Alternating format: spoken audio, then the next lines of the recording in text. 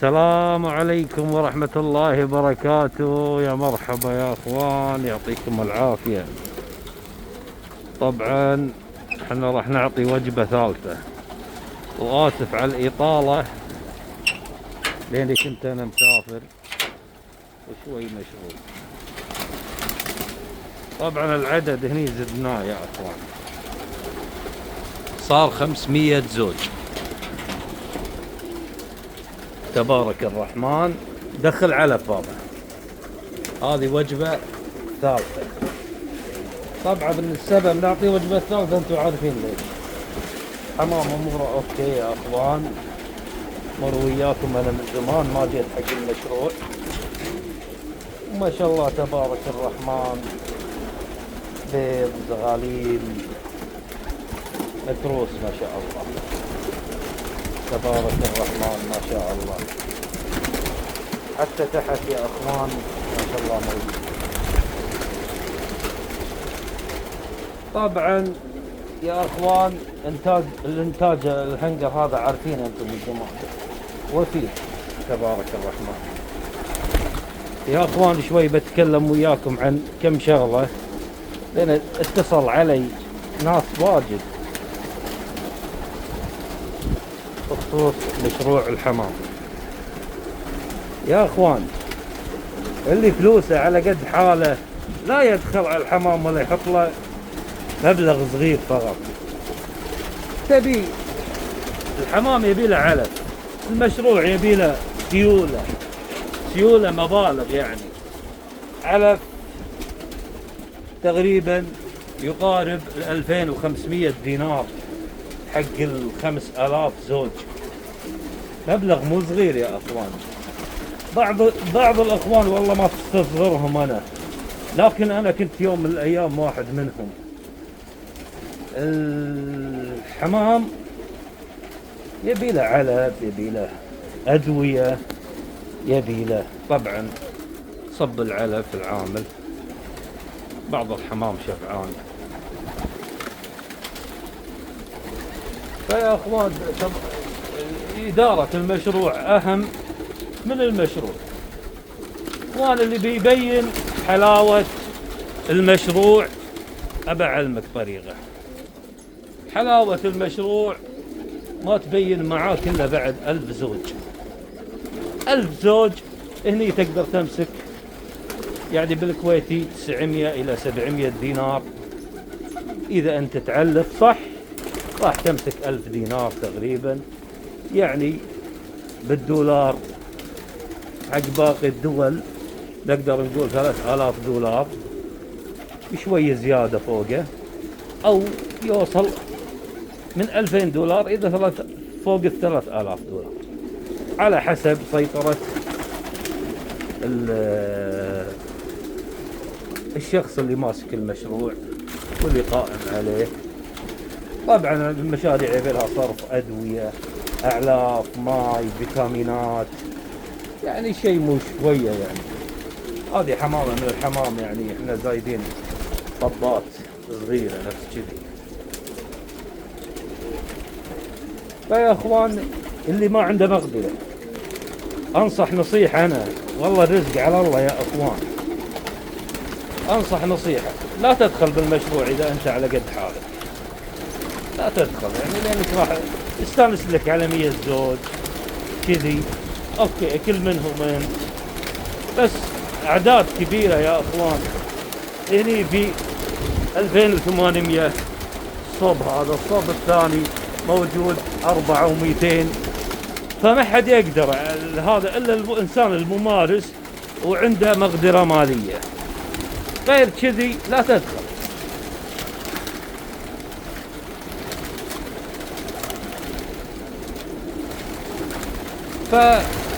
يا اخوان قلت اسولف وياكم شويه، ادري ازعاج الحمام خلينا نطلع عنه بعيد شويه.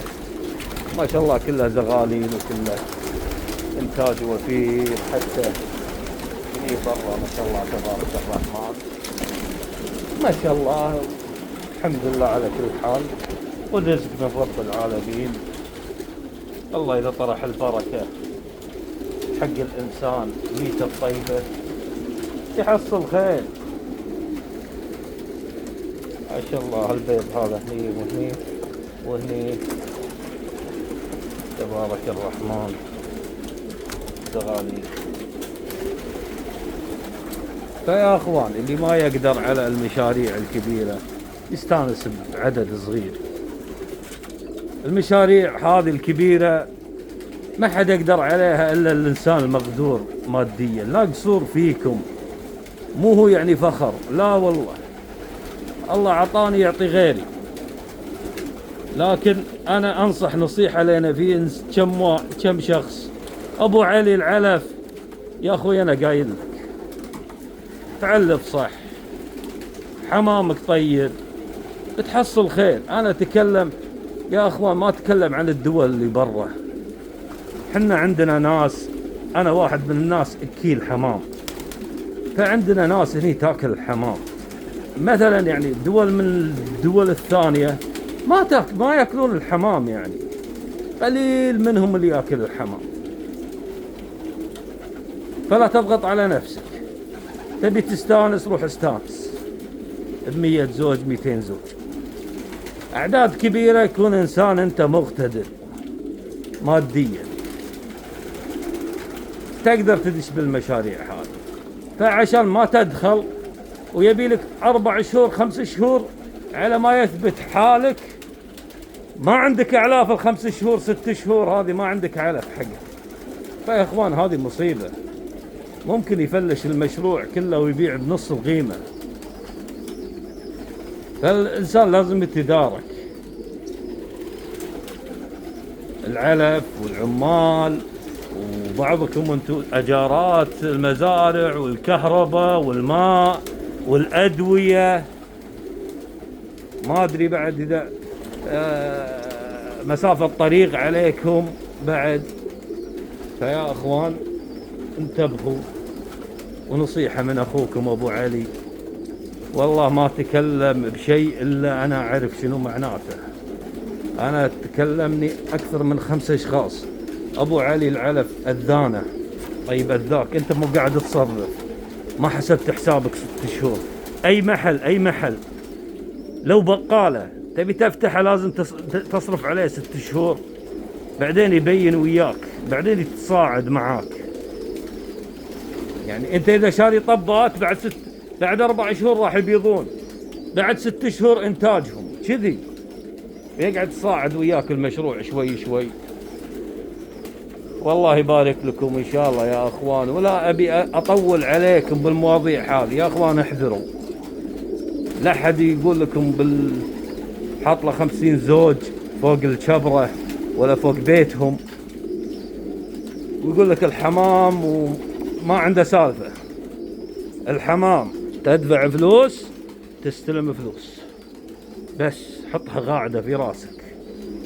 تدفع علف، تدفع عمال، تدفع أدوية، فيتامينات، بعدها يجيك المردود. نفس الاستثمار، هذا استثمار. فحنا نذبح كل يوم. أنا عندي مطاعم تشتري مني، عندي ناس اللي ما أبي أتكلم شنو هم، لكن ناس يترزقون الله، ياخذ مني بدينار ونص يروح يبيع بدينارين. حمام ما يقعد يخلصك يوميا. لكن اللي ما عنده مقدرة لا يدخل، ينتبه ويخلي فلوسه حق عياله ويدير باله على نفسه. دش لك ب100 زوج استانس فيهم، حط لك عشاء بالبيت تتعشى فيهم، روح بتعشى مع ربعك. سالفة 5000 7000 زوج لا تقربه إذا ما عندك مقدرة وإمكانيات.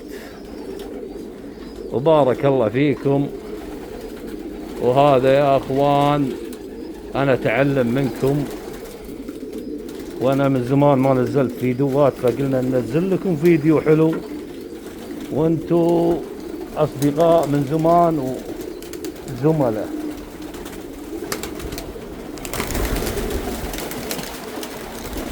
ما شاء الله تبارك تو انتجت الصفات. طبعا الحمام تو ماكل قاعد يعني. خلينا نشوف شنو الزغاليل وياكم. شوفوا يا اخوان السايز، شوفوا الحمام هذا طبعا ما كمل الحين، شوفوا جناح. هذا يبيله 4 ايام 3 ايام نطلعه. قبل الذبح 700 جرام، بعد الذبح 550 كذي، من 450 إلى 550 جرام.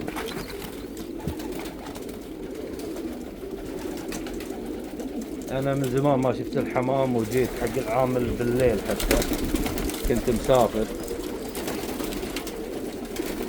وقلت خلني أشوف وياكم وأصور لكم بالفيديو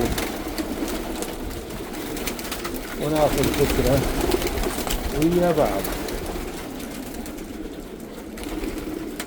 طبعا حنا انا وياكم تعرفون انتم حمامي اكثر مني، حتى نمشي بينكم بين الحمام، نعرف الحمام وانتم تعرفون الحمام المريض. الحمد لله الحمام كله صاحي تبارك الرحمن.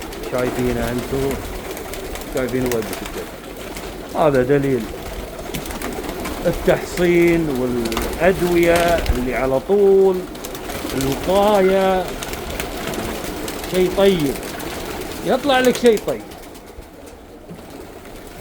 وإلى اللقاء فيديو ثاني يا اخوان، ومعليش طولت عليكم بالفيديو هذا،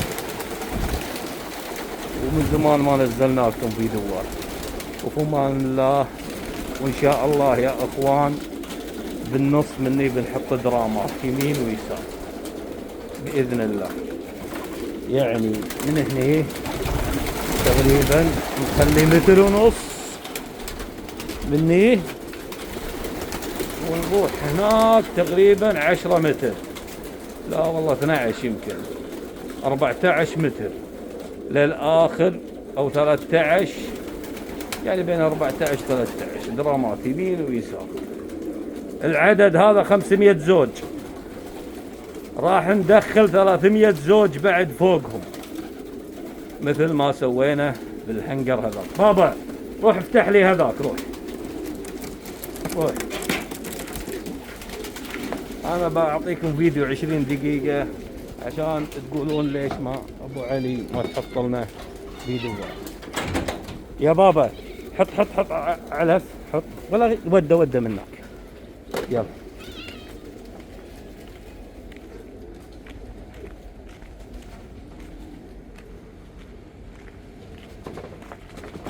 يلا افتح الجبرة. اخوان الجبرة هذه فيها 1200، انتم تدرون اكثر مني انا، تدرون. دخل علف، دخل. تبارك الرحمن. هذه كلها زغاليل تبارك الرحمن، وبيض وزغاليل، والحمام صحته ممتازة.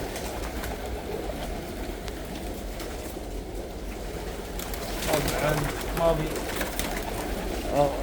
اوريكم اللي داخل هذا كله، ابي اوريكم اللي بالجرامات طبعا.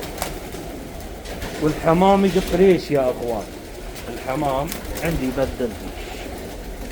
طبعا اللي على التبريد من هناك، اللي داخل المحميات الكبيرة ما في تبديل ريش. صب بابا علف، صب. فواحد من الاخوان يقول يا ابو علي انت ما تصور لنا انتاجك. شو ما اصور لك انتاجي؟ انا بنفسي مرات ما اشوفه يا اخي، ينذبح يروح المذبح. بعدين انا مو مشروعي الاساسي يا اخوان، انا عندي مشروع ثاني 4200 غير هذا، فما اقدر اصور لك. انا كل يوم اطلع لك واصور لك، ما اقدر يا اخوان. في عمال، في مذبح، في اخونا ابو محمد من مصر شغال عندنا بالمذبح. طبعا الانتاج ما ابي اسولف لكم عنه، انتم شايفينه بعينكم. انا الزوج هذا ما شاء الله تبارك الرحمن، شوف هذا ما استوى للحين. شوفوا يا اخوان،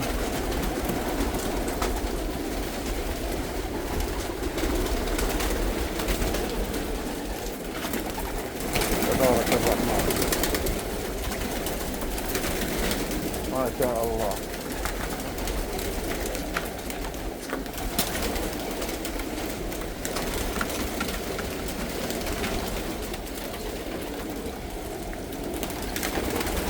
فأفر لكم على مشروع اليوتيوب. طبعا هني في زغالين هني ما ادري ما يعني الامور كلها ممتازه. ما ابي اشرح لكم اكثر من كذي يا اخوان. طبعا هذا المشروع تدرون فيه انتم، هذا كله طبات حديثين، يعني مزوجات، مزوج الازواج مزوجه جديده. فاذا كانت مزوجه جديده يبي لها على ما تدش الهنجر 3 شهور بعدين تطيح. شلون تطيح؟ يثبت انتاجه، وانتاجه حلو ترى. هذا انتاجه 550 بالشهر، بالدورة الحياة اللي هي 45 يوم 550. انتم تعلمون اني انا ابيع الزغلول ب1.5 حق مطعم او حق شخص عادي، ما يفرق معي. المطعم ما يبي يقول له ان شاء الله ما تجي، لان الحمام ما يقعد. اليوم ذابحين تبارك الرحمن 120، باقي 15. اتوقع بعد بابا نفر يبيع 10، باقي 5 حبات يا اخوان من اليوم. خلي يتعشون هالعمال. فهمتوا السالفه شنو؟ السالفه اللي ما عنده مقدره انه يعلف يدش على حلاله ويشوفه ويعطيه علفه ثالثه اللي هي تقريبا $50 يعني. ما عندك مقدره يا اخي لا تدخل بالحمام. اللي عنده مقدره ما شاء الله، في ناس بدت مشاريع واشتغلت وما شاء الله قاعد يدزوا لي تصوير وما شاء الله عليهم، بالكويت، بالسعوديه، بالامارات، بمصر، حتى في العراق تبارك الرحمن مسوين مشاريع يبيعون حمام، مو اكل، بيع طبات يعني. وفمان الله وحياكم الله.